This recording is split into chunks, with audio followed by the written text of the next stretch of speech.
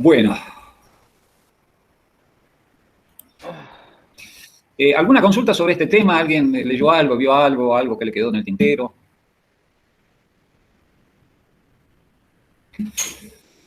Bueno, continuaremos con esto.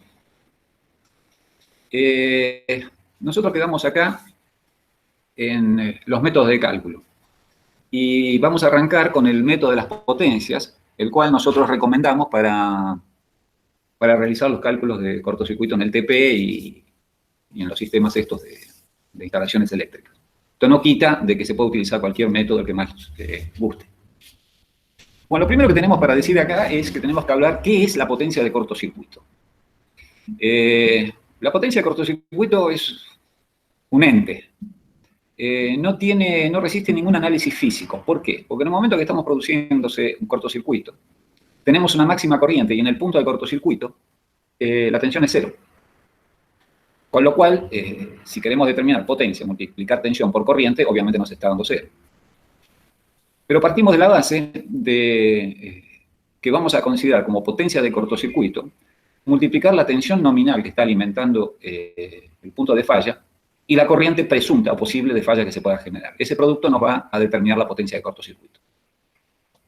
¿Esto qué quiere decir? Si vemos este esquema, y acá ustedes ven un generador, una barra, y en bornes de generador se produce un cortocircuito. Entonces, ¿con qué nos encontraríamos acá? La tensión generada en el generador, la reactancia propia del generador interna y el punto de cortocircuito. Lo único que nos va a limitar el cortocircuito va a ser esa reactancia, XG. Tensión al cuadrado dividido XG directamente es la potencia de cortocircuito que puede aportar este generador. Es la disponibilidad de potencias que nosotros vamos a tener en caso de falla. En este caso es bornes del generador, pero puede haber muchísimo más equipamiento. Pero básicamente acá surge cuál es la potencia de cortocircuito que va a operar este generador a este punto. Cuando nosotros estamos hablando de generador, específicamente es una máquina que genera energía. Pero nosotros en la red pública no tenemos generadores en las esquinas. Los tenemos en los centros de generación, a kilómetros y miles de kilómetros de distancia. Así que normalmente el generador para nosotros en una red pública termina siendo una fuente con una determinada potencia de cortocircuito. En el comienzo de esta bolilla, al principio, en la primera página, habíamos dado unas referencias de las potencias de cortocircuito. Volvamos para acá, si lo recordamos eso. Acá. Datos de potencia de cortocircuito. En 500 kV, 20.000 MVA. Es decir, si yo me engancho para tomar energía de la red de 500 kV, voy a tener esa potencia de cortocircuito. Mega más, mega menos, pero ese es el orden de valor.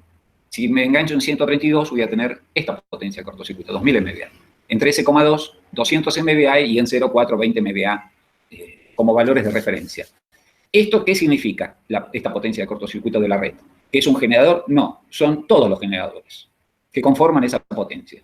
Y que para nosotros se convierte en toda esa potencia de cortocircuito en esto.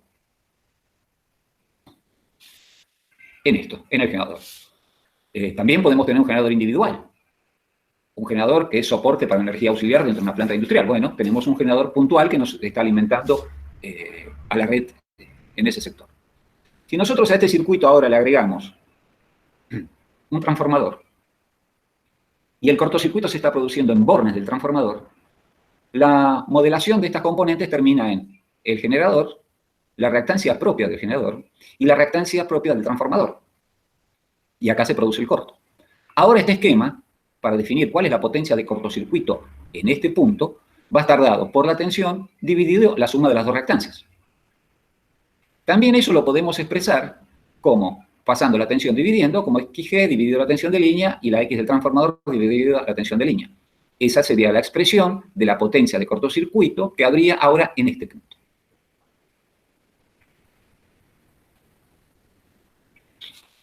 Si la potencia de cortocircuito es infinita, o sea, como ideal, dijimos que en 500 kV no teníamos una potencia de 20.000 MVA, pero supónganse que fuera infinita, bueno, la potencia de cortocircuito sería directamente la tensión sobre la reactancia del transformador. La reactancia de del generador sería 0 en este caso. Ahora, continuando con la anterior, la fórmula anterior, nosotros podemos expresar la xg dividido la tensión al cuadrado como la inversa de la potencia del generador y la inversa de la potencia de cortocircuito del transformador. Llevándola a la expresión final, no es más que una cuenta de un paralelo. Es decir, acá ustedes tienen reactancias de cada uno de los componentes que las sumamos en serie si analizamos esto desde el punto de vista de impedancias. Ahora, si nosotros esto lo analizamos desde el punto de vista de potencias de cortocircuito, en realidad lo que estamos haciendo es la inversa. En vez de sumar en serie, sumamos en paralelo.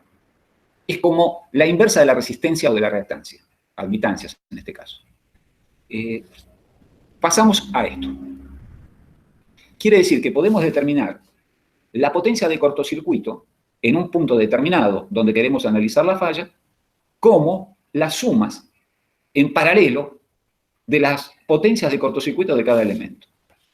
¿Se entiende este concepto?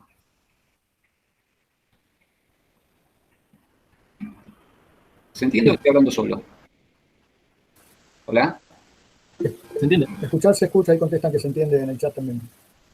Bien.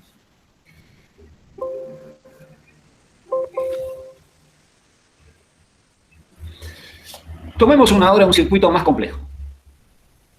Vamos a tomar un generador, o puede ser la red pública, otro generador que puede ser un generador auxiliar, o dos generadores, donde tenemos el circuito completado por un transformador, una línea, otro transformador, otra línea, y se conecta en una barra que va a ser una barra común.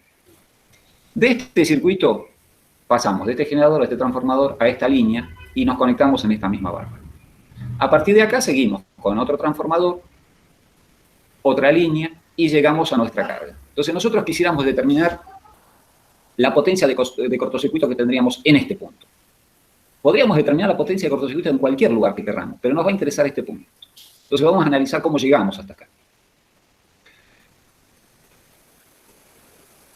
Potencia de cortocircuito del generador 1. Tenemos la potencia nominal del generador 1, que es un dato, y la reactancia en tanto por 1 de ese generador. Vamos a adelantarnos un poco.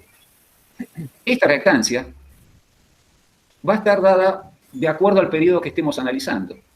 Subtransitorio, transitorio o permanente. Vamos a tener, como vimos con el desarrollo de la corriente de cortocircuito, 3 periodos bien diferenciados en el tiempo. Eso nos da 3 reactancias bien diferenciadas: la subtransitoria, la transitoria y la permanente. Nosotros lo generalizamos acá, pusimos como una reactancia, pero en nuestro caso nos vamos a parar en el peor de todos, que va a ser la reactancia subtransitoria, es decir, la menor. Este dato de la reactancia se obtiene de ensayos. Cualquier generador que ustedes tengan ahí va a tener esas características. Y si no fuera un generador y fuera la red pública, ya este dato nos viene dado. En la red pública nos van a decir, mire, la potencia de cortocircuito en el punto que usted está tomando alimentación es esta. Es este valor.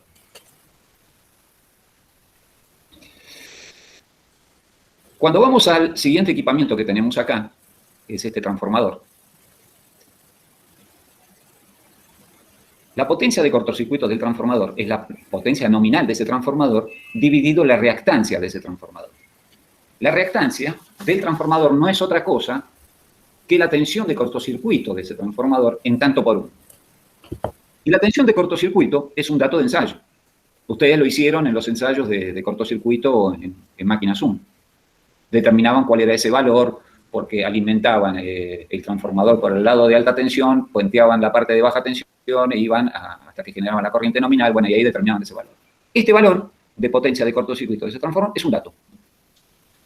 Y en tanto por 1, la reactancia coincide. Si ustedes no trabajan en tanto por 1, trabajan en valores unitarios, bueno, transformarán la tensión de cortocircuito multiplicada por la tensión y la corriente de ese transformador y obtendrían el valor ómico, que no es lo más recomendable, sino trabajar siempre en valores de por unidad. Entonces ahora la potencia de cortocircuito en 2, acá, en este punto, pasa a ser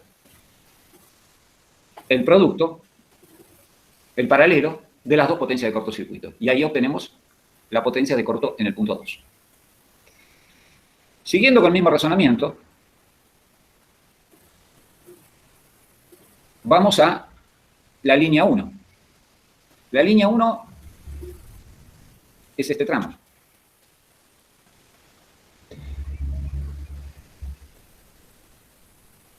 La línea 1, la potencia de cortocircuito de línea 1 es la tensión al cuadrado que alimenta esa línea dividido la impedancia de esa línea.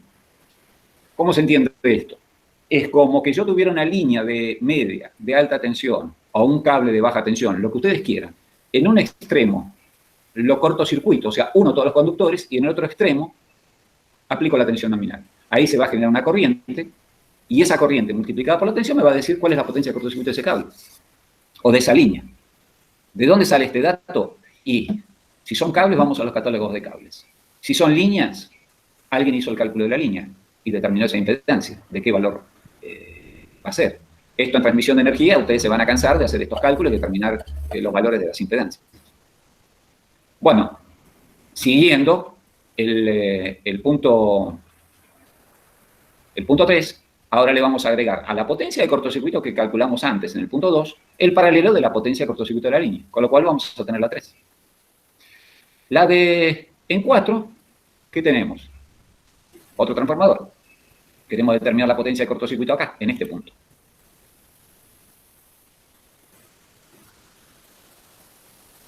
La potencia de cortocircuito del transformador, lo mismo. Potencia nominal del trafo dividido la tensión de cortocircuito o la reactancia en tanto por uno. Y siguiendo con el mismo criterio, vamos a determinar la potencia de cortocircuito en 4. Sigue la línea 2, tensión dividido la impedancia de la línea, y obtenemos la potencia de cortocircuito en 5 como otro paralelo. Es decir, ya llegamos a la barra de conexiones. O sea, vinimos por esta rama y terminamos acá, en este punto. ¿Vamos bien hasta acá? Sí, vamos bien. Sí, perfecto. Pasamos a el generador 2, potencia de cortocircuito del generador 2. Lo mismo, potencia nominal dividido la reactancia, transformador, potencia nominal dividido tensión de cortocircuito o reactancia en tanto por uno. Hacemos el paralelo de las dos para obtener en el punto 9.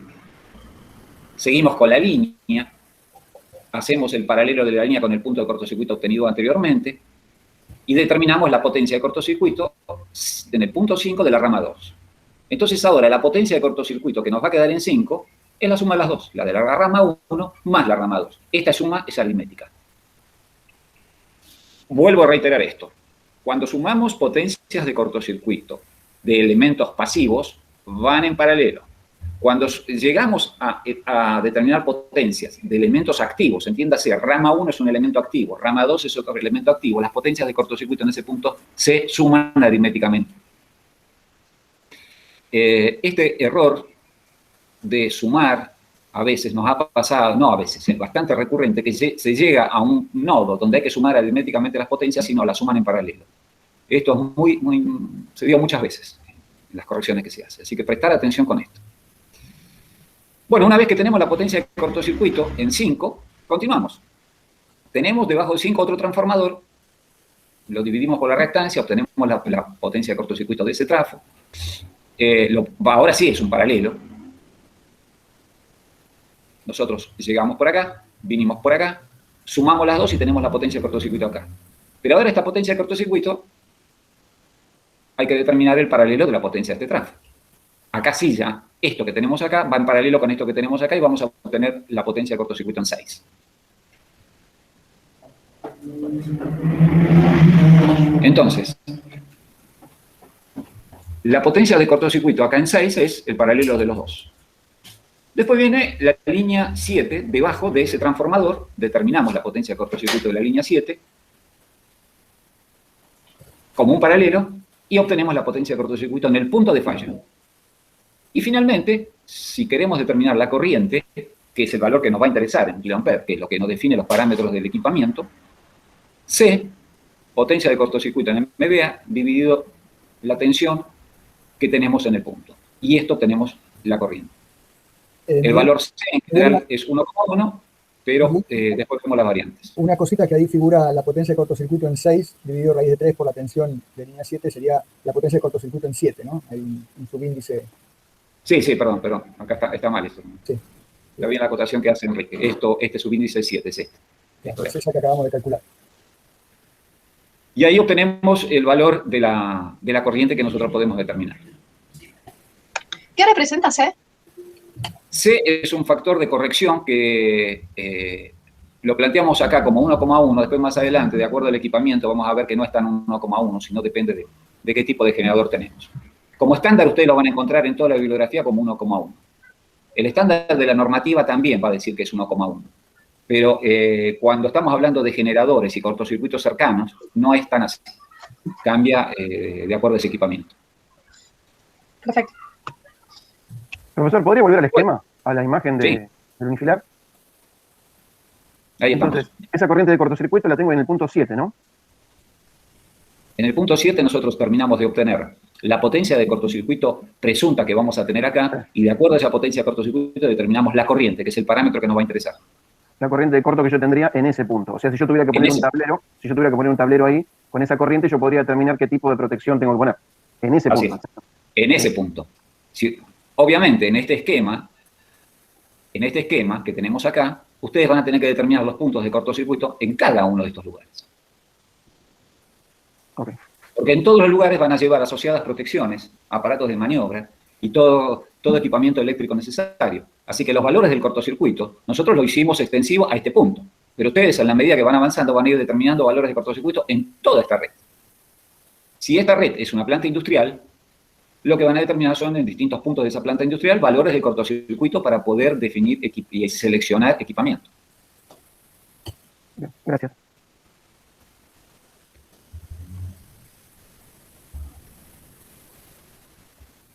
Bueno, resumen. La potencia de cortocircuito de un generador va a estar dada por la tensión al cuadrado de ese generador, tensión de línea siempre, sobre la impedancia de ese generador en ohm. O la potencia de cortocircuito del generador dividido la reactancia en tanto por uno. El dato que ustedes van a encontrar siempre en las chapas características de los generadores es este. Esto obviamente lo pueden transformar. Si ustedes relacionan tensión, tienen que relacionar impedancias en ohm. Si relaciona potencia de cortocircuito, tienen que tomar las impedancias en tanto por uno. Esto es válido para generadores. Para transformadores, directamente, la potencia del transformador dividido la tensión de cortocircuito. Siempre estamos hablando de valores en tanto por uno.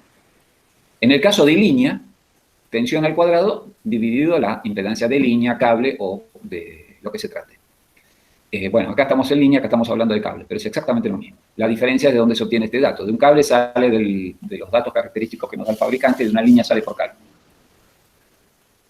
Miguel, no sé si lo mencionaste, que la reactancia del generador generalmente te dan las tres, ¿no? La subtransitoria, la transitoria y la permanente.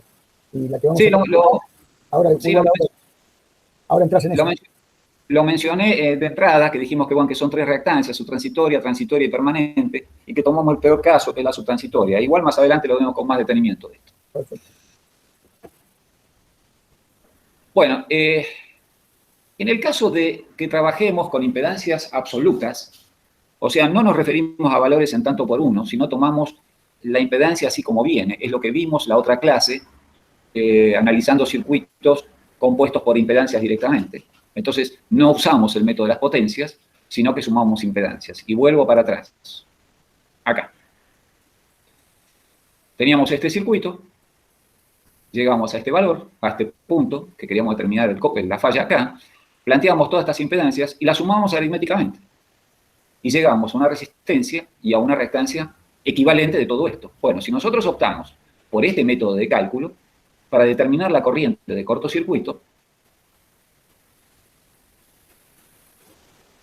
lo determinaríamos directamente como el factor C, lo mismo que antes, pero en este caso planteamos la tensión nominal del sistema, no potencia de cortocircuito, dividido la impedancia equivalente en ohm.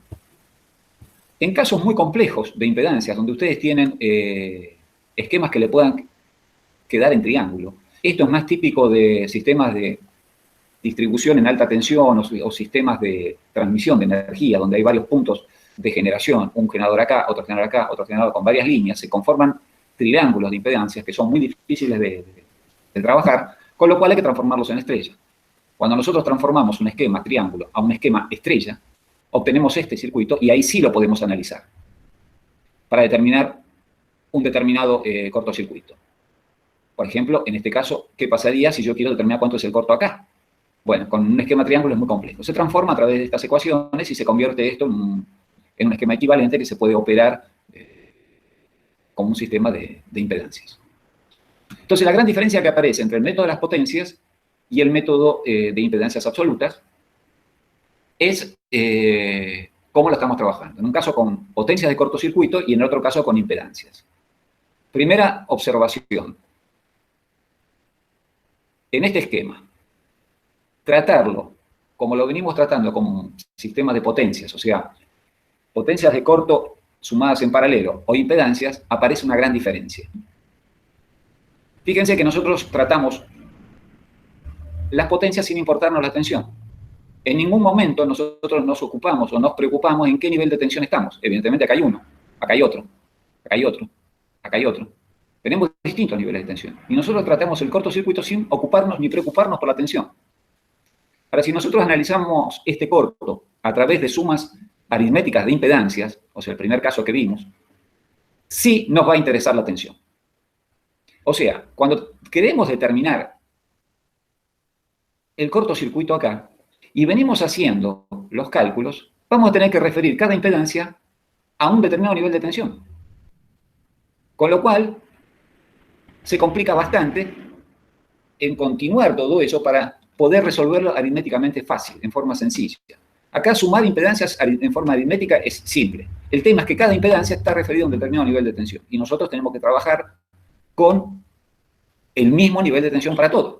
Entonces estamos constantemente refiriendo la impedancia de esta línea, por ejemplo, la queremos referir a este nivel de tensión y vamos a tener que usar relaciones de transformación de este transformador y de este transformador. La cosa se empieza a complicar seriamente. O sea, el método de las impedancias, el cálculo por impedancias en valores absolutos, en esquemas complejos es prácticamente inviable.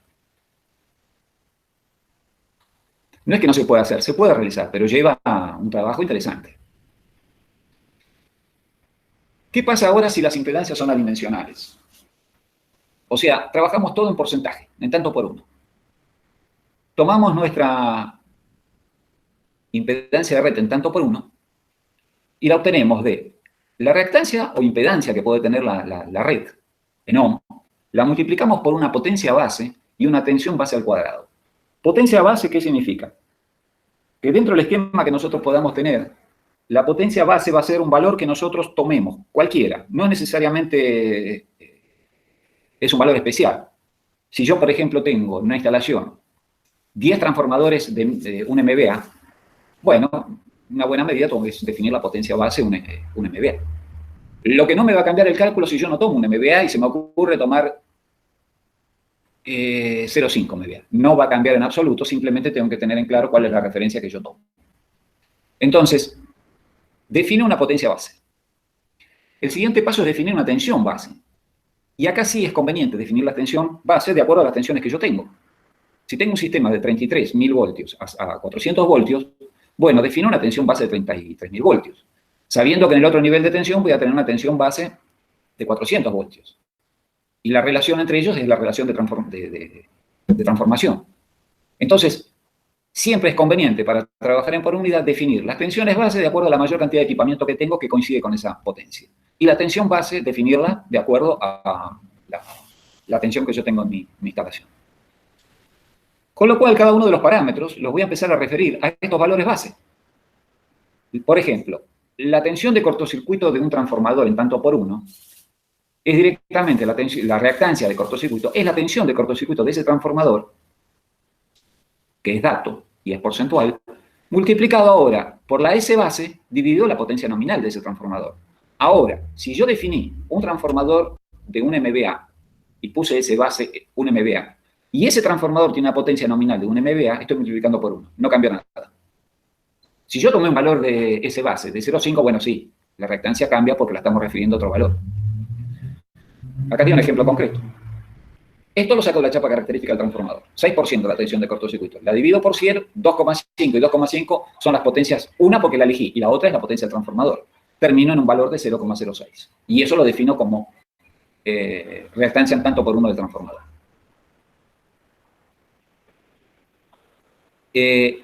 Una vez que yo pase todos estos parámetros, en este esquema, en lugar de tomar los valores absolutos de cada una de estas impedancias, tomo los valores en tanto por uno y yo puedo trabajar esto aritméticamente sin ocuparme y preocuparme de la tensión. No me interesa. No me interesa saber dónde estoy parado ni demás. ¿Dónde me va a interesar? Me va a interesar cuando yo defina, bueno, llegué a este punto y ¿qué obtuve? Y obtuve una corriente en tanto por uno, porque trabajé en valores porcentuales.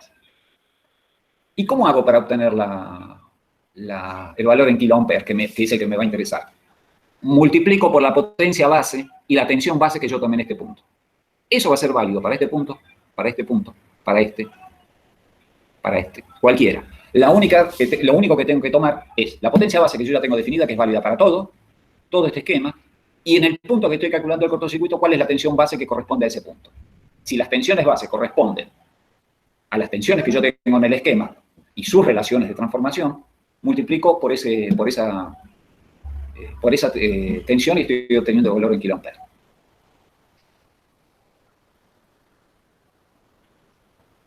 Acá.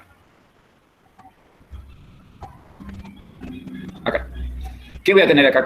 ¿Qué obtengo acá? Y la tensión base que yo tomé, dividido la impedancia en tanto por uno que yo voy a obtener, que tomé, voy a obtener la corriente en tanto por uno. Transformo esa corriente por los valores de potencia base y corriente base y obtengo el valor en kiloamperes, pero estoy trabajando acá en por unidad. Este esquema es el que ustedes van a utilizar en sistemas de potencia. Sistemas de potencia van a trabajar con valores con impedancias y valores de por unidad y valores base de referencia. No van a utilizar el método de cálculo del sistema que estamos explicando acá de potencias por razones que vamos a ver ahora. ¿Hasta acá vamos bien? ¿Se entendió? Sí, profe. ¿Se entendió más o menos? Sí, sí. ¿Perdón, me escuchan o estoy hablando solo? Sí, sí, se escucha perfecto, ¿no? Sí, sí, perfecto. Se escucha, no hay problema. ¿Hay dudas? Es más, todas las dudas que ustedes puedan llegar a tener se resuelven haciendo cálculos.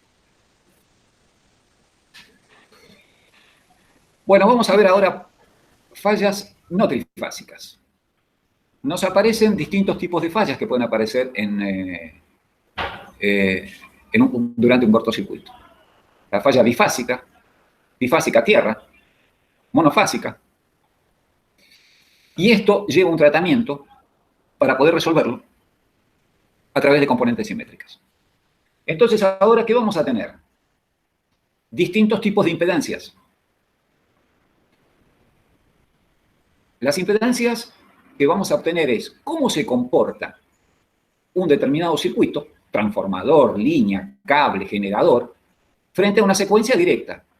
¿Cómo se comporta ese elemento cuando se le aplica una secuencia inversa? Es decir, cuando hablamos de secuencia inversa, en un generador, es el generador girando en un sentido, o más llevémoslo más a un motor girando en un sentido y se le aplica una secuencia, una tensión de secuencia inversa. ¿Cómo se comportan? ¿Cuáles son las reactancias que tenemos? Y una secuencia homopolar. Le aplicamos una tensión monofásica a un sistema trifásico. Eso nos va a dar tres impedancias absolutamente distintas o no. Va a depender del tipo de equipamiento. Por ejemplo, un transformador de potencia, la impedancia de secuencia directa, es exactamente igual a la impedancia de secuencia inversa. Es un poco distinta de la impedancia homopolar. Un poco distinta, ¿por qué? Va a depender de qué, de cómo está compuesto ese transformador. Si el transformador es de un solo núcleo y tiene los tres bobinados, tiene esquemas por donde puede retornar el flujo homopolar, cerrándose por el yugo de los transformadores. Ahora, si yo tengo tres transformadores de gran potencia, monofásicos, que están conectados eléctricamente, conformando una estrella triángulo, pero externamente, no sobre un mismo yugo, la secuencia homopolar va a cambiar y bastante. Esto se ve muchísimo en sistemas de potencia. Eso lo van a ver claramente ahí. En nuestro caso, ustedes se van a encontrar que la secuencia directa en un transformador es igual a la inversa y difiere muy poco de la secuencia de la reactancia por secuencia homopolar. Será un 80% de este valor. No cambia mucho. Cortocircuito trifásico con derivación a tierra. Es un corto trifásico que puede derivar, que es lo que estamos nosotros viendo hasta ahora como cálculos de cortocircuito. Es decir, que para poder determinar distintos tipos de cortocircuitos como falla no trifásica, queremos determinar el bipolar, bipolar a tierra, monofásico, trifásico. Queremos saber cuáles son los niveles de corto que nos va a proporcionar distintos tipos de fallas en una misma instalación. Bueno, si es un corto bifásico, tenemos que aplicar esta fórmula. 1,1 multiplicado por la tensión de línea, pero ahora estas dos impedancias, la de secuencia directa y la de secuencia inversa. Si queremos determinar el corto bifásico con puesta a tierra, bueno, tenemos la componente directa, la homopolar y después una parte proporcional de la homopolar más una parte multiplicado por la relación de la directa a la inversa. Si queremos determinar un corto monofásico, tenemos la tensión dividida por las tres impedancias. Directa, inversa y homopolar. Quiere decir que para poder determinar distintos cortocircuitos no trifásicos, nos obliga a trabajar directamente en componentes simétricas. Con lo cual, nos obliga a determinar y tener datos para cada equipamiento de cómo son las tres impedancias que componen ese sistema de simetría. Es decir... Entonces, perdón, me surgió la duda. Todo lo primero que vimos de la potencia es para, o sea, no para estos casos particulares. O sea, acá no se podría aplicar ese método. Exactamente, ahí está la cuestión. Ok. Nosotros con el método de las potencias, lo que vamos a obtener es directamente el caso de cortocircuitos trifásicos. ¿Y por qué en instalaciones de baja y media tensión nos va a interesar el cortocircuito trifásico? Simplemente puede ser que siempre nos va a dar el valor mayor de todas las posibilidades de falla que se puedan producir en ese tipo de instalaciones. Y podemos extrapolar, por ejemplo, otro valor que nos puede llegar a interesar es el cortocircuito monofásico, porque es un valor con el cual nosotros vamos a definir capacidad de los sistemas de puesta a tierra. Pero digamos, teniendo el valor del cortocircuito trifásico, podemos utilizarlo con mucha seguridad para dimensionar toda una instalación de baja y de media tensión. ¿Dónde empiezan los problemas? Nos obligan a calcular todos los cortocircuitos que se puedan producir en sistemas de gran potencia, donde en determinadas situaciones el cortocircuito monofásico puede tener valores superiores al cortocircuito trifásico.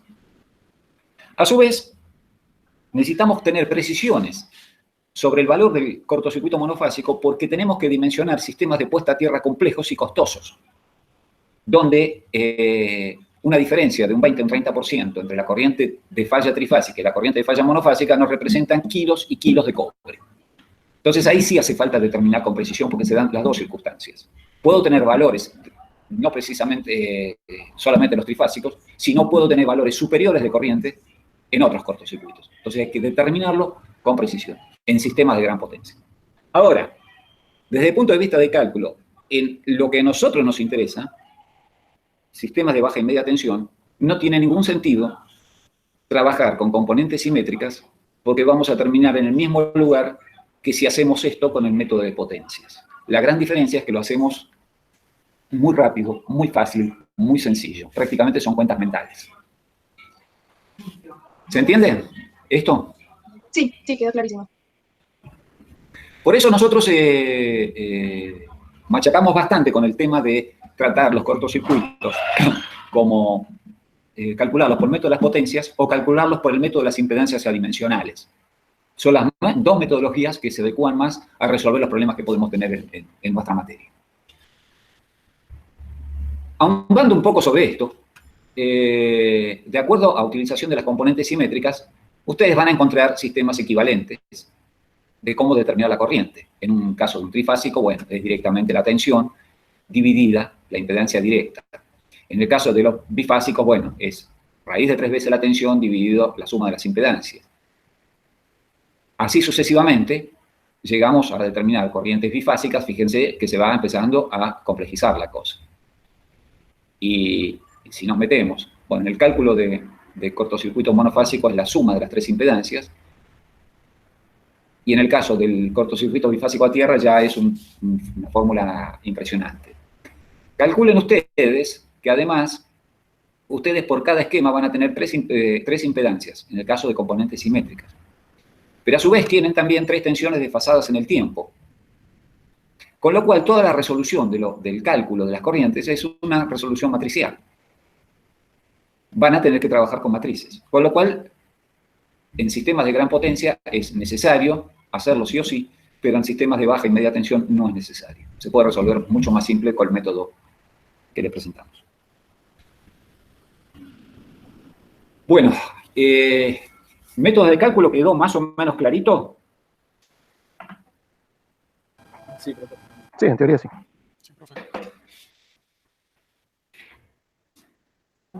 Bueno, hasta ahora vimos nosotros cortocircuito en forma general. Ahora vamos a ver un poco con más detalle qué pasa cuando el cortocircuito es próximo al generador. Nosotros hasta ahora estuvimos viendo que, bueno, teníamos una componente alterna y una componente continua, porque las características del circuito variaban y esa componente se generaba de acuerdo a en qué momento estaba pasando la tensión, el momento en que se produce el corto. En el caso de un generador, de un cortocircuito, un generador cercano, lo que tenemos muy próximo son los fenómenos de los campos magnéticos que se están generando dentro del generador. Y esos fenómenos de campos electromagnéticos hacen que cuando se produzca el cortocircuito haya fuertes variaciones por saturación de los núcleos magnéticos de las reactancias propias internas de ese transformador. Entonces nos aparece en periodo subtransitorio, transitorio y permanente con mucha más virulencia, mucha más fuerza cuando el cortocircuito es cercano. Esta es la fórmula de cálculo. Acá está mal expresado esto. Esta corriente está dividida, debería estar dividida por este valor, porque este valor es la corriente antes del cortocircuito y debería estar en tanto por 1. Creo que más adelante estaba más claro, creo. A ver, ¿dónde estaba esto? Sí, más adelante está expresado. Bueno, ¿qué nos pasa acá? Como los fenómenos electromagnéticos que se generan en ese generador nos marcan muy claramente la diferencia entre estos tres esquemas, subtransitorio, transitorio y permanente,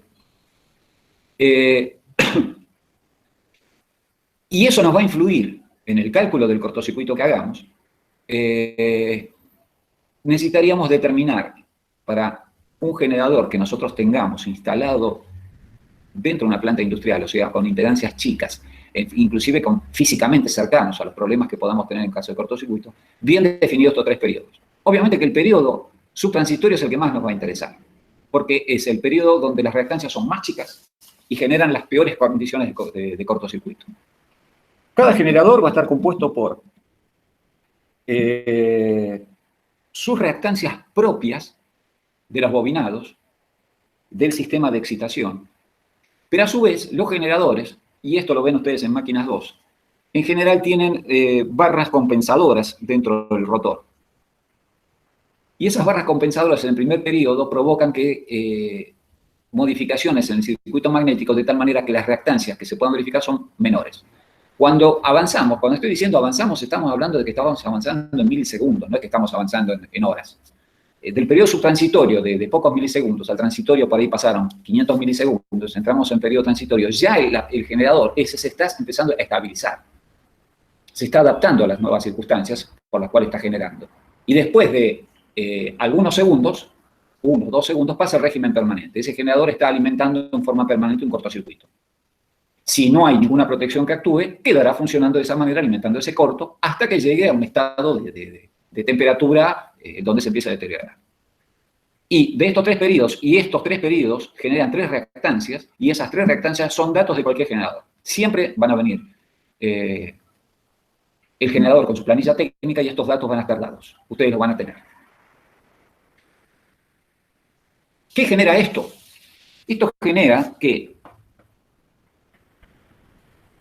Cuando tenemos el ángulo de conexión distinto del ángulo del factor de potencia del corto, obviamente se genera una componente continua muy pronunciada. O sea, por un lado vamos a tener la variación de todo el periodo subtransitorio, transitorio y permanente debido a esta componente temporal, pero a su vez acá se van a empezar a producir modificaciones en la corriente alterna por la variación que está produciéndose en las reactancias internas del generador. Entonces, del transitorio del subtransitorio al permanente vamos a tener variaciones en la componente de corriente alterna también.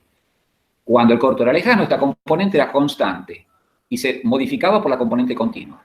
Cuando estamos cerca del generador, esta componente además empieza a variar de este periodo de acá, en esta parte, a este periodo de acá, que es el transitorio. O sea, se le agrega una variación más al cortocircuito.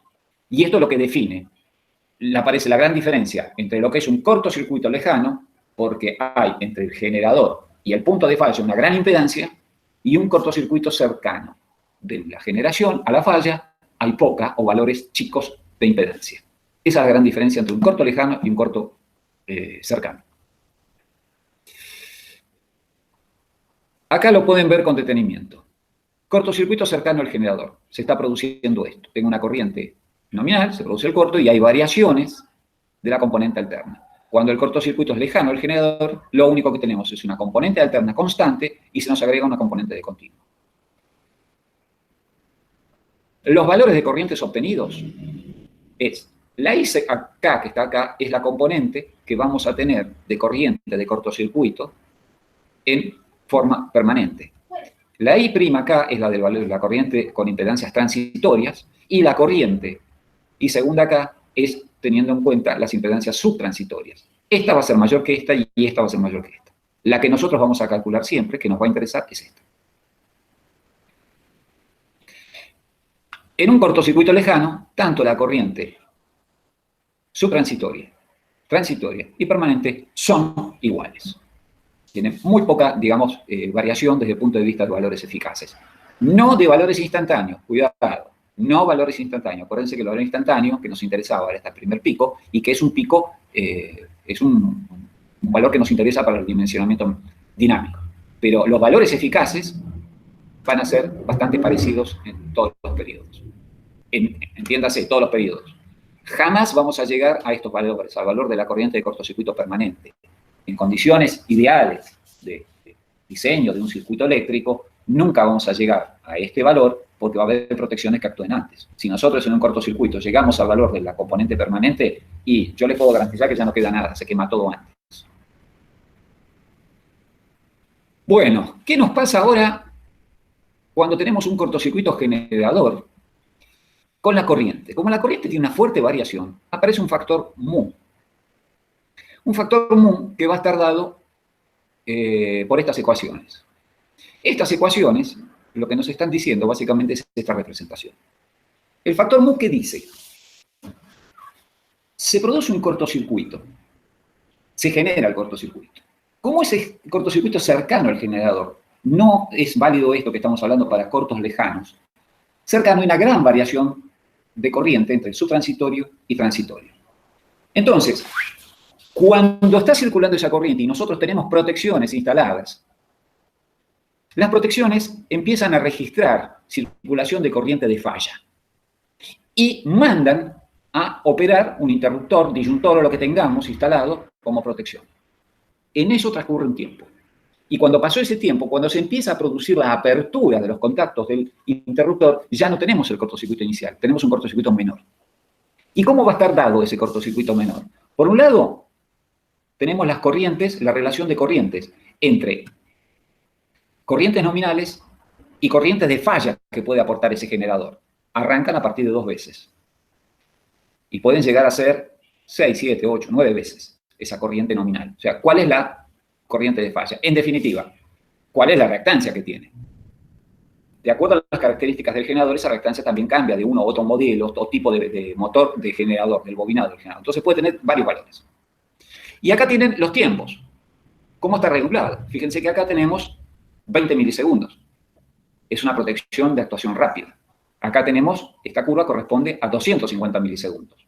Entonces, si nosotros tenemos una relación de 5 veces corriente de falla del generador con respecto a la nominal, el factor mu actúa es 0,7, o es un 70%, y si tuviéramos una protección rápida es del 90%. ¿A qué viene todo esto? Y cuando estamos dimensionando aparatos de protección, de generadores. Y uno de los datos que nosotros tenemos dentro de la selección de los interruptores es cuánta corriente de cortocircuito puede soportar un interruptor. O cualquier aparato de maniobra del que estamos utilizando en ingeniería eléctrica. Entonces se van a encontrar cuando ustedes van a los números que un determinado interruptor de una determinada corriente nominal se fabrica para soportar distintos niveles de cortocircuito. Entonces, ustedes van a comprar un interruptor del tipo de protección termomagnética estándar de 125 amperes, que lo tiene Schneider, que lo tiene ABB, que lo tiene Eaton, que lo tiene Siemens, que lo tienen todos los fabricantes del mundo estandarizado, y se lo van a vender para 16 kA, que es el mínimo, para 25 kA, 36 kA, 50 kA, 70 kA, 100 kA. Lo que le están diciendo, ese mismo interruptor soporta distintos niveles de cortocircuito. A su vez, los precios de esos interruptores varían proporcionalmente a los niveles de cortocircuito que pueden soportar. O sea, uno de 100 kA, que soporta corriente de 100 kA, cuesta muchísimo más dinero de lo que cuesta un interruptor que puede interrumpir 16 kA. Por eso nosotros hacemos los cálculos de cortocircuito, para poder definir cuáles son las corrientes que vamos a tener presuntas de falla, para poder definir qué equipamiento vamos a instalar. Y en el caso particular de los generadores, como es la última protección que yo tengo, de todas las que puedo tener aguas abajo de ese transformador, generalmente se tiene un tiempo de retardo de actuación de las protecciones de cierto valor. Entonces, si yo lo tengo regulado en 250 milisegundos, la corriente que realmente va a abrir en el momento que tenga que operar va a ser mucho menor que la calculada. ¿Se entiende lo del factor mu? ¿Dónde lo vamos a aplicar?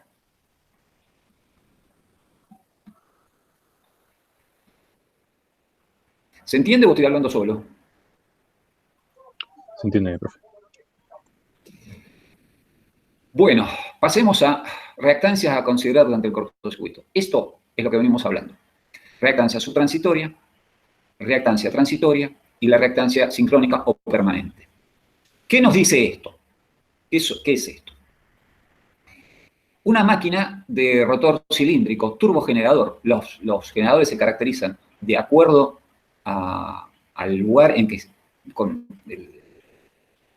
la energía con la cual están alimentados. En el caso de turbogeneradores, estamos hablando de utilización de gas, básicamente, petróleo. Y cuando hablamos de generadores de polos salientes, son generadores más lentos, aplicados en general en la parte hidráulica. Acá se utiliza gas, vapor. Acá se utilizan saltos de agua. Es un tema constructivo. Entonces, el generador en condiciones ideales, lo que tiene internamente es una fuerza electromotriz inducida. O sea, por un lado yo estoy moviendo ese generador con algún tipo de energía mecánica y lo estoy transformando a través de excitar los polos que tiene ese generador, genera una fuerza electromotriz interna. Esa fuerza electromotriz en bornes de ese generador cambia. Y va a cambiar de acuerdo a cómo es esta reactancia. Entonces, las distintas fuerzas electromotrices que voy a tener internamente es E, que es directamente la reactancia sincrónica. Voy a generar una fuerza electromotriz de acuerdo a la reactancia transitoria y voy a generar una fuerza electromotriz de acuerdo a la reactancia subtransitoria. Esto son las caídas de tensión internas que me van a provocar esa fuerza electromotriz. Esto es mucho más elocuente en polo saliente porque acá acá se producen dos tipos de reactancia, la longitudinal y la transversal.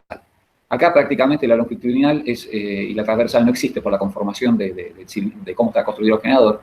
Y acá la reactancia longitudinal y transversal sí tienen importancia porque son bastante distintas.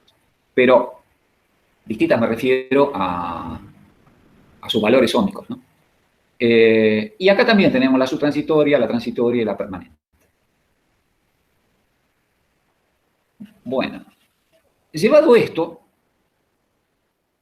nos dice que las fuerzas electromotrices que se generan, en el caso de que el generador estuviera en vacío, son iguales. Subtransitoria, transitoria, permanente y tensión en bornes de vacío. Es igual cuando está en vacío.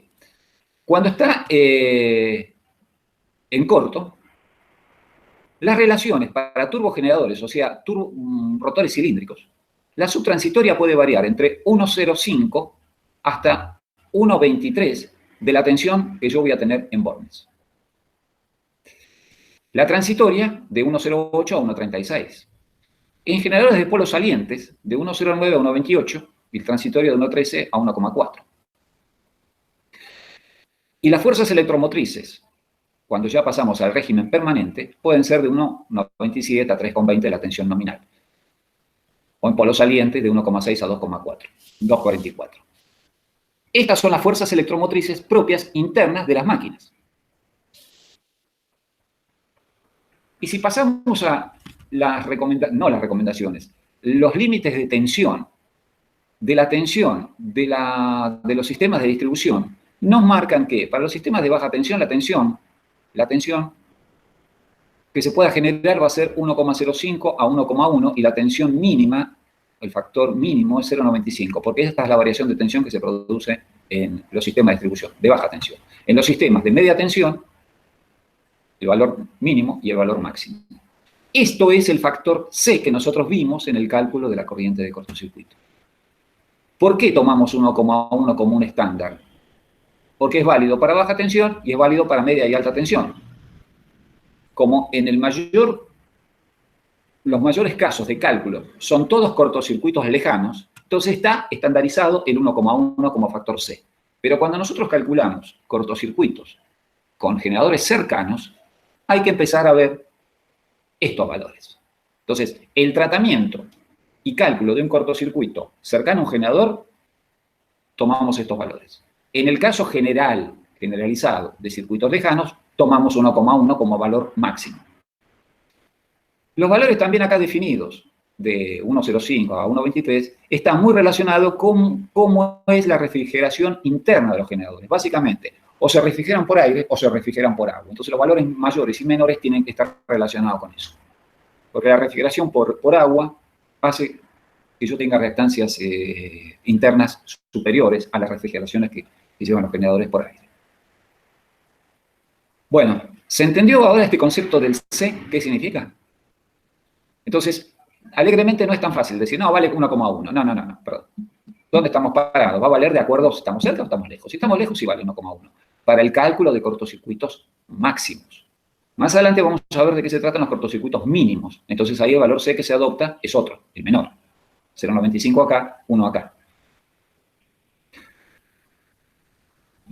Bueno, acá tenemos comportamientos de distintas curvas de generadores, de corrientes de fallas producidas por generadores, de acuerdo a cómo es la corriente de servicio y cómo es la tensión, básicamente la tensión de excitación de ese generador, la excitatriz. En vacío, la curva que se produce es de estas características. Cuando yo tengo carga, lo que se produce es una disminución, carga me refiero a corriente previa al corto, ¿no? Una disminución de este pico, no está tan levantado esto, pero es muy parecida en su desarrollo. Y cuando el servicio a plena carga con regulación libre de tensión, es decir, se pierde absolutamente la excitatriz sale fuera de servicio, que es una de las características que ocurren muchas veces cuando se está produciendo la falla, el esquema es muy similar, lo que cambia muchísimo es la corriente permanente. O sea, cuando pasamos del periodo subtransitorio, transitorio, y entramos en régimen permanente, el valor de esta corriente es muy superior a esta y es muy superior a esto. Básicamente tiene que ver cómo se comporta, cómo se está comportando la excitatriz que está comandando ese generador cuando se produce la falla. Bueno, y de lo que estamos hablando de las corrientes, básicamente es cuando la corriente de cortocircuito se produce con un generador en vacío, tenemos la corriente alterna más la componente transitoria y la fórmula es esta. Ahora, cuando tenemos una corriente previa de carga que se produce en cortocircuito, bueno, lo que se está agregando es este término que ya lo habíamos visto al principio de todo, que es la relación entre la corriente esta y la previa en tanto por uno, que es también temporal.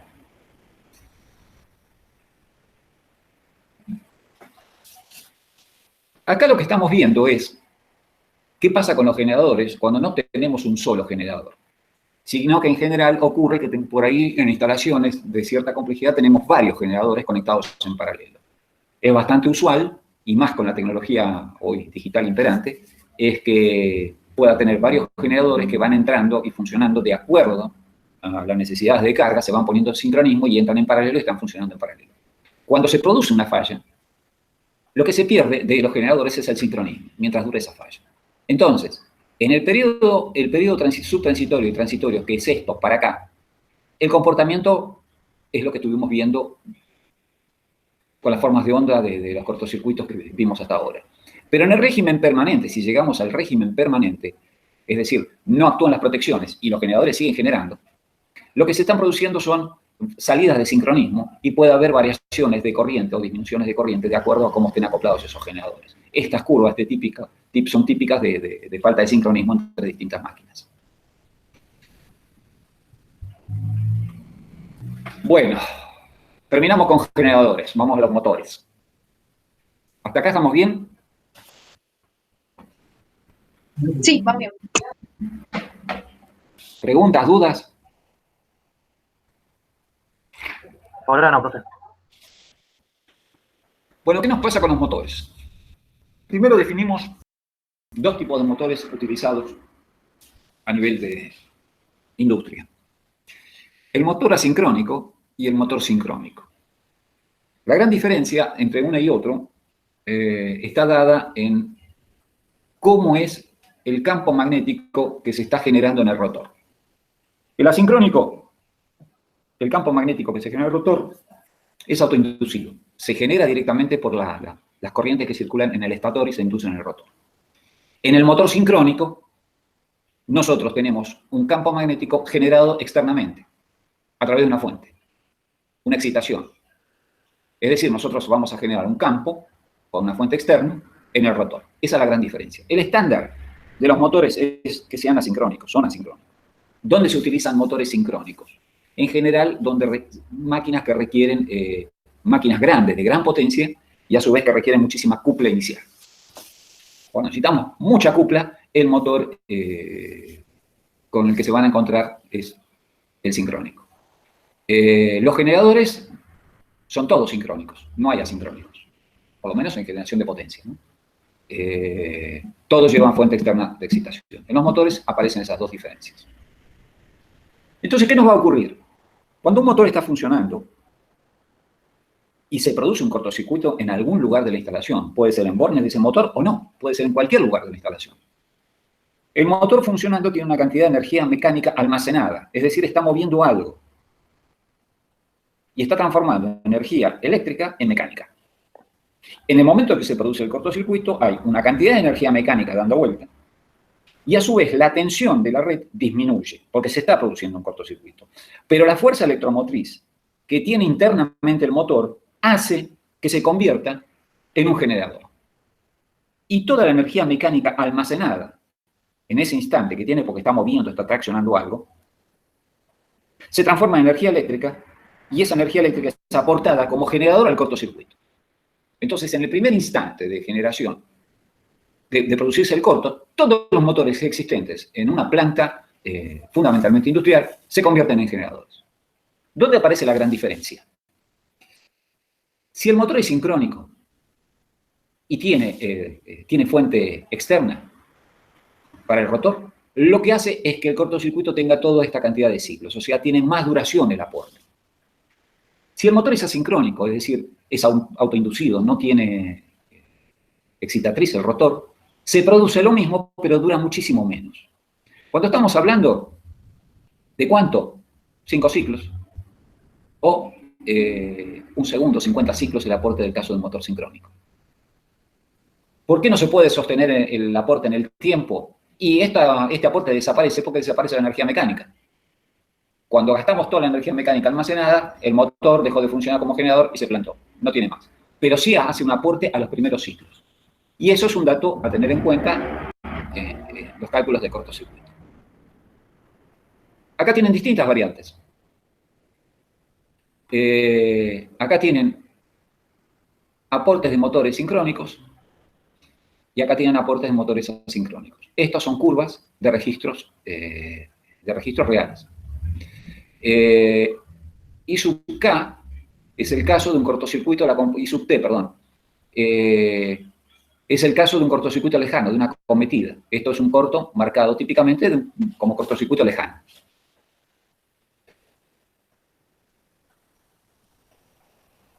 Este es el motor síncrono. Fíjense que cuando se está produciendo el cortocircuito, en determinado momento, acá hay una actuación, desaparece el cortocircuito, hay una actuación de las protecciones, pero a su vez hay una excitación, una variación de la corriente del motor. Estos transitorios se pueden dar permanentemente cuando se están produciendo cortocircuitos. En general esto se da en los motores síncronos. En los motores asíncronos esto desaparece rápidamente.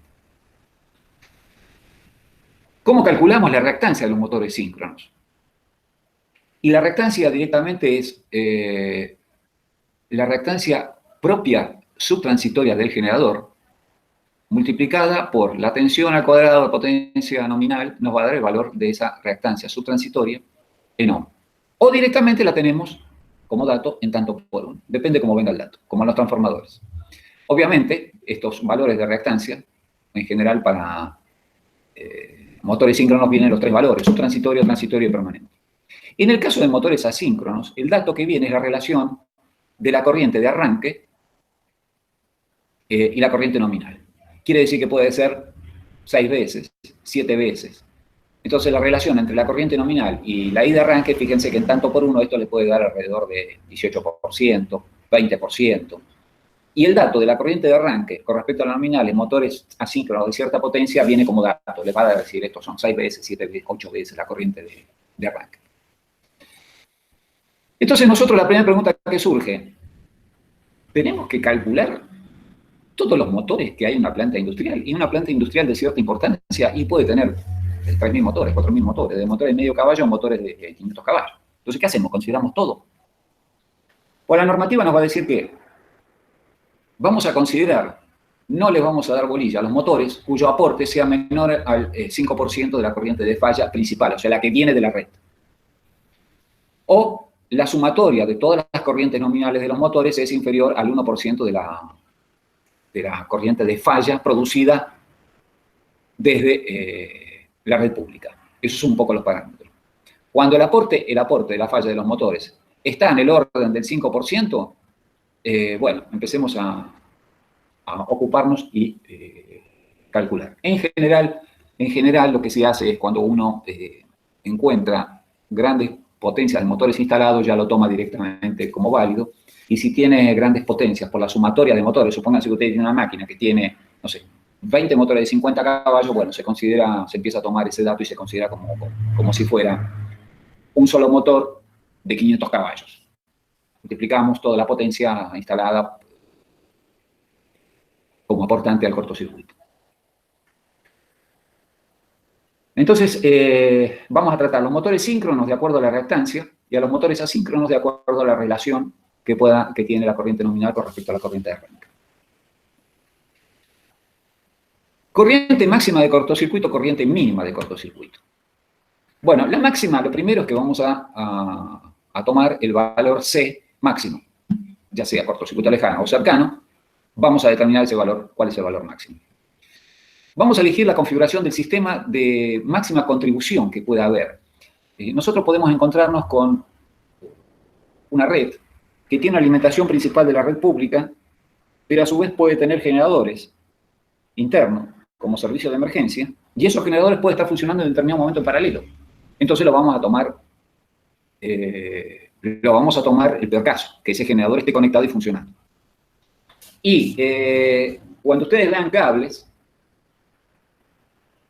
se van a encontrar con que dentro de las características, la resistencia de los conductores van a estar dada para la temperatura de 20 grados y la resistencia de los conductores van a estar dada para temperaturas de acuerdo a la aislación de ese cable, o sea que pueden ser de 60, 70 o 90 grados como temperatura máxima. Entre 20 grados y 90 grados la variación de resistencia es muy importante, con lo cual varía la impedancia de ese cable. Entonces, para los cortocircuitos mínimos tomaremos los valores de resistencia de 20 grados. Vamos a incluir también en el cálculo el aporte de los motores, de acuerdo a lo que estuvimos viendo. Eso nos va a dar un valor máximo. ¿Cuál va a ser el valor mínimo de cortocircuito? Bueno, todo a la inversa. Tomamos el C mínimo, tomamos la configuración del sistema menor, o sea, si hay generadores están desconectados, no tomamos en cuenta los motores, y tomamos las resistencias de los conductores a la máxima temperatura. 60 o 70 grados de acuerdo a la legislación, y eso surge de los cables que están instalados. ¿Para qué se calcula el valor máximo y el valor mínimo? Bueno, fundamentalmente el máximo nos interesa porque este nos va a definir el tipo de equipamiento. A qué valores tenemos que adecuar nuestro equipamiento de maniobra y demás. Y los valores mínimos, ¿para qué van a interesarnos? Por la actuación de las protecciones. En general, cuando veamos coordinación de protecciones, vamos a ver que las protecciones tienen determinadas curvas características y que responden a valores de tiempo corriente. Entonces, si yo tengo un valor de corriente que ajusto para el valor máximo, tal vez si en esa misma instalación tenga un valor mínimo, porque la instalación está fría, porque no, los motores están parados y se produce un cortocircuito, ese valor mínimo no me haga actuar la protección en el tiempo que yo quiero. Esa es un poco la diferenciación. Esto, a nosotros siempre nos va a interesar este tema.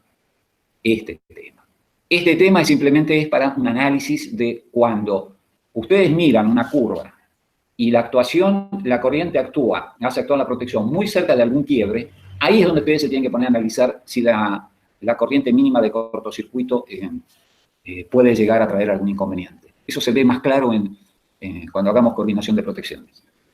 En general, cuando estamos hablando de valores máximos y mínimos de corriente de corto, por ahí estamos hablando de diferencias de 20%, no es que estemos hablando de 100.000 amperes y si el corto es mínimo tengo 5.000 amperes. No, no es así. O tengo 100.000 y en el caso de mínima porque tengo 80.000.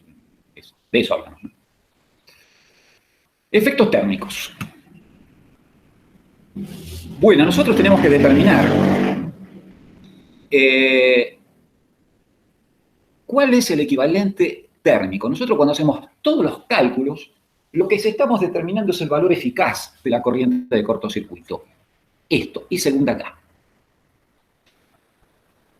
Pero resulta que esa I segunda K, en el momento que se está produciendo el cortocircuito, ese promedio geométrico que nosotros calculamos matemáticamente, a efectos físicos está supereditado. ¿Cuánta variación tiene? O sea, ahora nos metemos el valor instantáneo. Ese valor instantáneo nosotros lo promediamos geométricamente y sacamos el valor eficaz. Pero resulta que ese valor instantáneo tiene variaciones, dependiendo de qué, de la componente continua y de la componente alterna, variaciones de la componente alterna y variaciones de la componente continua que se están produciendo en ese mínimo lapso de milisegundos. Entonces, de eso lo que tratamos de obtener es un equivalente térmico para saber cuánto es el calor que se está generando realmente en esa corriente. ¿Para qué es ese equivalente, el valor de equivalente térmico? Para poder comparar distintos materiales o conductores que van a ser afectados por esa corriente de cortocircuito. Si el valor de la corriente de cortocircuito, por las razones que fuera, tiene varias componentes, bueno, es una sumatoria. Es una distinta sumatoria de distintas corrientes que pueden llegar a aportar. Estos valores de M y N los vamos a obtener de estas curvas normalizadas.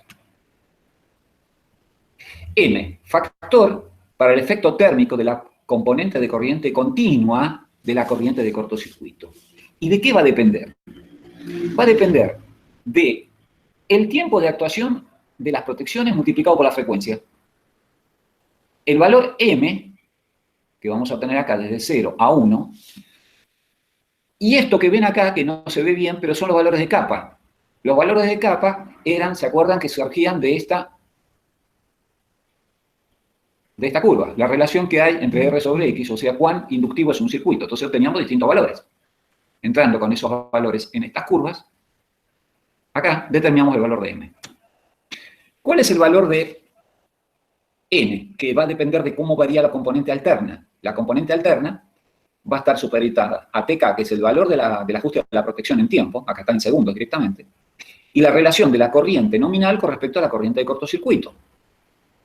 Y el valor mayor va a ser 1. Fíjense que esto tiene muchísima preponderancia en cortocircuitos cercanos. Esto es válido para todo tipo de cortocircuitos, cercano o lejano. Para los cortocircuitos nuestros lejanos, directamente acá se toma 1. Directamente. Fíjense que la relación entre I segunda K e IK igual a 1 nos está diciendo que la corriente subtransitoria y la corriente permanente de cortocircuito es igual a 1. Esto quiere decir que estamos hablando de cortocircuitos lejanos.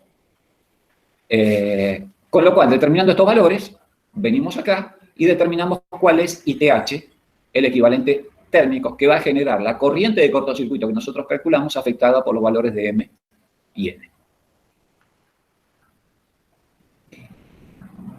Bueno, y finalizando esto, acá tienen registros de cortocircuitos reales. Acá ustedes tienen el nivel de tensión. Acá el nivel de tensión está todo mezclado, pero se están registrando las tres curvas. Las tres fases. Menos 10.000, más 10.000. Y acá se están registrando los valores de las corrientes. Estos son corrientes de distintos lugares. En determinado momento se produce una falla. Acá hay una falla. Automáticamente la corriente está creciendo, no se ve acá, pero digamos que es típico de un cortocircuito lejano. No hay mucho, no es cercano. También acá se ven diferentes colores, pues son las tres fases. Esta es la tensión de alimentación. O sea que en el punto que se está produciendo el cortocircuito la tensión es 0, pero en la entrada de la línea la tensión cayó donde se está tomando alimentación.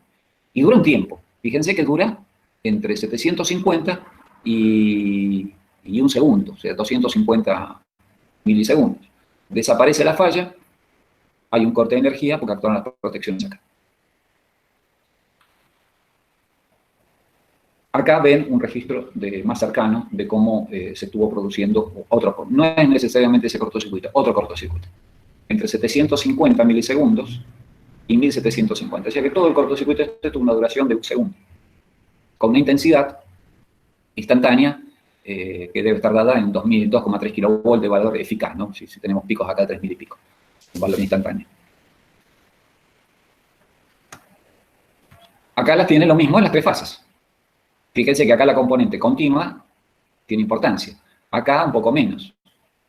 Y acá prácticamente en esta fase no tiene componente continua porque, bueno, tiene que ver con el ángulo del momento que se estaba produciendo la conexión.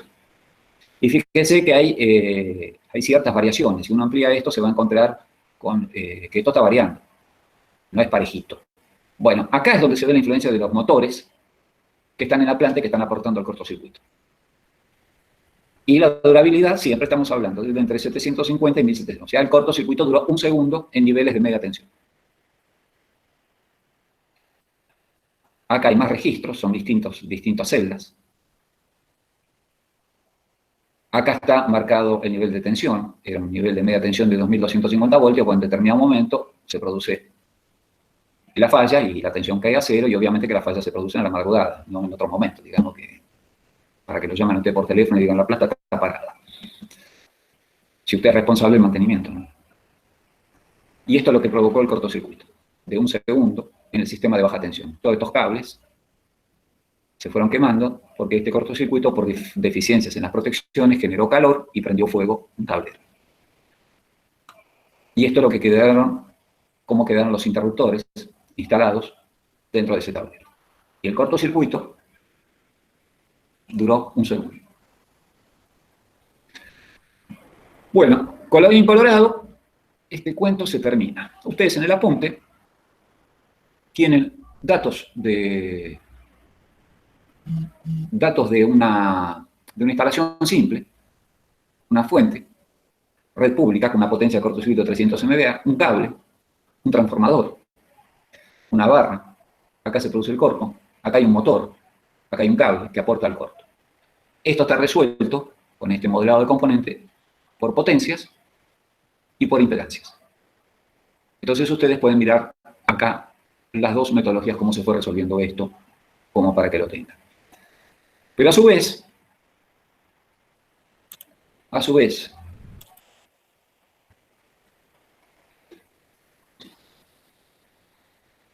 la semana que viene, ustedes van a tener que traer resuelto este ejercicio que después se lo mandamos. A ver dónde está el giro acá. Por el método de las potencias, ¿no? Sí. Bueno, en esto no estoy encontrando cómo girarlo, pero lo explicamos rápido. Arriba, en ver. ¿Cómo? Arriba a la izquierda, ver. al lado de inicio, ver. Dice ver, ahí te dice rotar a la izquierda, rotar a la derecha. Ahí ver. No, no está apareciendo. No.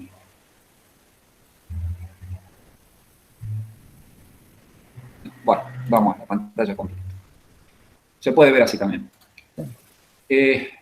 Acá tienen ustedes el dato de la compañía, el suministro, nuestra red pública. 2 transformadores, acá tienen los datos de los transformadores, 500 kVA, tensión de cortocircuito y la tensión nominal. Acá tienen un interruptor de barra partida, o sea, estamos teniendo el circuito abierto. Acá tenemos un motor de 150 HP con todos los datos, asincrónico. Y acá tenemos un tablero. Bueno, nosotros queremos determinar cuánto vale el cortocircuito acá, en este punto.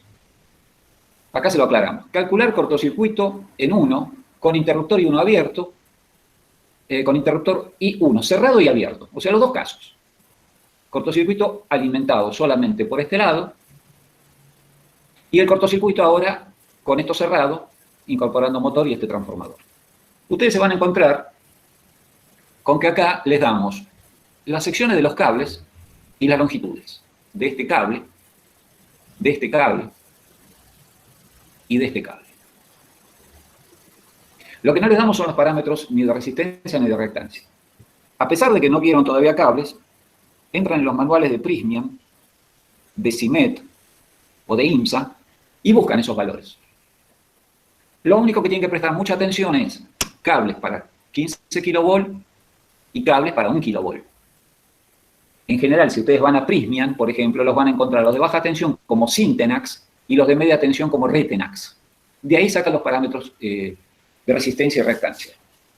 Los vuelcan acá y cada uno de los grupos hace el cálculo de cortocircuito y lo presentará en la próxima clase y se lo explicará a todos los demás.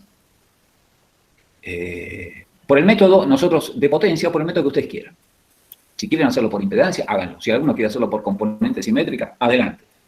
No les vamos a impedir nada, pero sí hacerlo.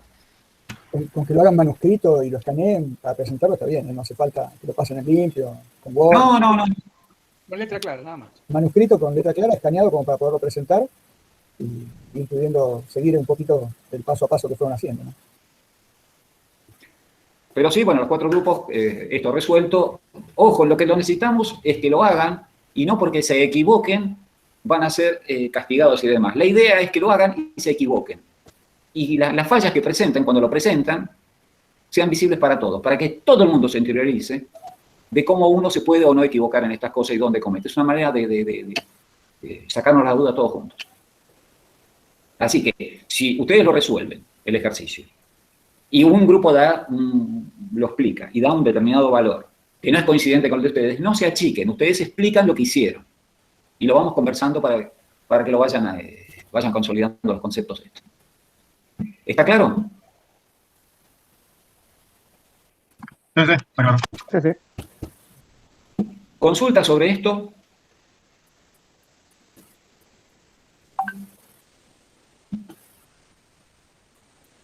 No, las van a guardar el martes que viene. Vendrán el martes que viene las consultas y lo charlamos todos juntos. Sí, igualmente en 2 semanas nos estamos encontrando. Ah, el martes que viene es porque feriado. el martes que viene es feriado, claro. Claro. El martes primero nos encontramos. Es verdad, no me había dado cuenta, claro. Bueno, así que tienen 2 semanas como para hacer el calculito este y avanzar con el TP con holgura. Yo les recomiendo que trabajen sobre el cortocircuito. De cortocircuito no se van a salvar, se lo vamos a tomar siempre. Y nos ponemos muy violentos, cuando a fin de año les estamos tomando y cometen errores básicos. Entonces ahí sí, no nos gusta para nada que pase eso. Digamos que por ahí el primer parcial, donde se toma corto sí o sí, se cometen errores, tengan problemas, esos errores van a ser acotados en la medida en que ustedes trabajen y hagan ejercicios o hagan el trabajo práctico. Pero si después de transcurrido un año, salvando errores de cuenta, que se puede equivocar cualquiera, y eso nosotros no calificamos los errores de cuenta, los sumos se les podrá bajar algo, pero digamos que no hacen. Donde aparecen errores conceptuales gruesos, van a ser castigados. Significa reprobación directa. Y ni hablar en final, ni hablar. O sea, los cálculos, para nosotros el tema de cortocircuito es fundamental. Es fundamental porque prácticamente todo lo que ustedes vean de acá en el resto de las bolillas va a tener que ver con el cortocircuito. Si ven puesta a tierra va a tener que ver corto. Coordinación de protección es corto. Aparatos tiene que ver con el corto. El arco eléctrico, capacitores, todo. Y el dimensionamiento de las instalaciones eléctricas, o sea, la ingeniería eléctrica en general, tiene que ver con el calor. Y el calor se va a producir por sobrecarga o el calor se va a producir por falla. Bueno, la falla la tienen que calcular bien. Y no necesariamente, por lo menos en nuestra materia, digamos que uno ya debería terminar el año ubicándose en saber cuánto es el valor aproximado que puede tener una determinada estación transformadora de cortocircuito. A ojímetro saber dónde estamos parados. A ojímetro. ¿Esto qué quiere decir? Que si yo voy a calcular una estación transformadora de 1000 kVA, yo sé que la corriente de falla me va a dar en el orden de los 30 kilómetros. Me podrá dar 32, 33, 27, pero me va a dar por ahí. Ahora, cuando uno a fin de año me viene y me hace un cálculo y le aparecen 100 kilómetros, bueno, muchachos, ya no es un tema de error de cuentas, ya es un tema de no saber dónde está parado. Así que recomiendo fervientemente que trabajen sobre esto y no por nuestras exigencias. Los van a volver locos con este tema de acá hasta que se reciba. Y ni les digo en sistema de potencia. En sistema de potencia los van a matar con esto. Bueno, ya está dicho lo que hay que decir. Muy bien. Chicos, si no hay consultas... Perdón, aprovecho ya que estamos hablando de los parciales. Acá en esta materia eran 3, ¿no? 3 No. o 2 habíamos dicho 2. No, no, parciales. Ah, ok, ok. Dos parciales. Pasamos a 2 porque antes tomábamos en presencialidad, tomábamos 3, teníamos otra dinámica y demás. Bien ahí. Y ahora se toman 2 porque es, Bien, digamos que vamos achicando un poco todo. bien. Sí, yo me había quedado la confusión, por eso pensé que no. Si eran 3, capaz ya estábamos próximo al primero y no. No, Bien. no, el primer parcial se toma en general en julio, por ahí, ¿no? Sí, sí. Bueno, ¿cómo andan, chicos? Bien, tuve una explicación. Tanto tiempo, cómo andan, esto. Que hablemos con lo que sea, él no. No, me acuerdo que habíamos empezado con la pandemia y lo Habíamos- teníamos. Porque inclusive ¿Sí? me acuerdo de haberle explicado que tenía que pasar esto Esto va para largo todavía. a los